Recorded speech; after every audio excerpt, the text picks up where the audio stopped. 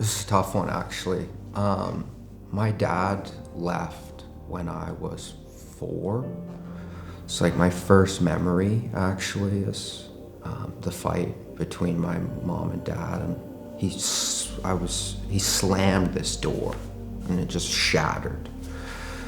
And that's the beginning of my life, basically, at least in my mind. I stopped going to school in basically 6th grade. I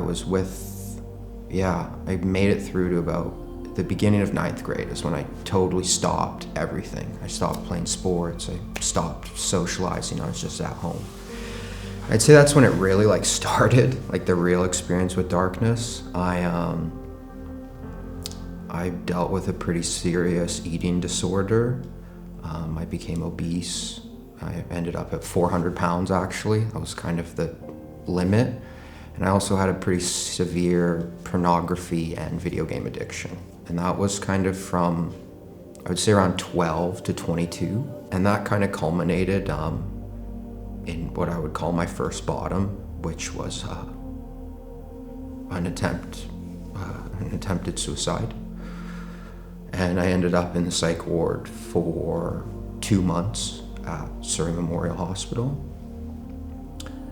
And in a way, it was the best thing that ever happened to me. I failed to kill myself, and that allowed me to see what real sickness was like when I was in that psych ward.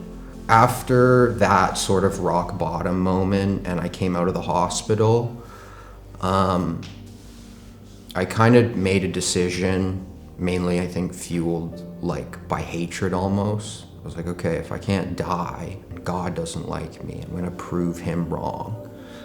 So I kind of took all my anger and hatred that I just stored up over the last few years, and I used it to sort of start to right the ship. And so I moved into the city of Vancouver on my own, and I ended up getting an apartment. And at that point, I'd lost all my weight and kind of glowed up, and I started to pursue a fairly hedonistic lifestyle. And then during COVID, I kind of realized that I still wasn't finding fulfillment or feeling the sorrow. I was still just experiencing it, but in a different arena. I'd done all the stuff, right? I'd gone and sought all the answers. I'd ate all the food I could possibly eat. I'd done the exercise routine. I'd lost, all the weight. I'd met the women, done the drugs, done the drinking, done the partying. So I tried everything. And I was like, okay, there's only one thing left to try. So I talked to Mark and I asked him about churches. Yeah, I came to a service on I want to say it was March 7th. And so that was the real beginning of okay, I was once darkness, and I was the prince of it. I'd done it all, all the stuff we're told about. I went and tried every single thing. And then it said, okay, you're now light. And then it was just, God loves you, God loves you, God loves you, God loves you.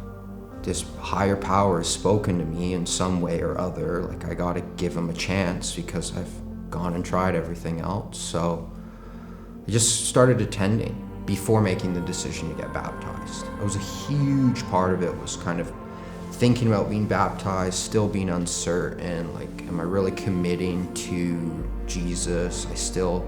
At that point, I'm still hanging on to some of my old habits and, dancing with the enemy, as I would call it. And then from there, it's continued to serve, and now I'm helping at Alpha, and I ended up leading the men's group this morning, so I'm attending a men's group regularly, and I really feel like Jesus is the cornerstone of my whole life now. I don't know what I would do without him, truthfully.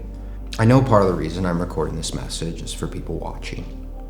And I'm sure that, when this thing gets played, and there will be people in the audience who are watching this who are maybe in their own struggle, they're seeking themselves. And more than anything, I would just want to repeat that message that you repeated to me, which is that, God loves you.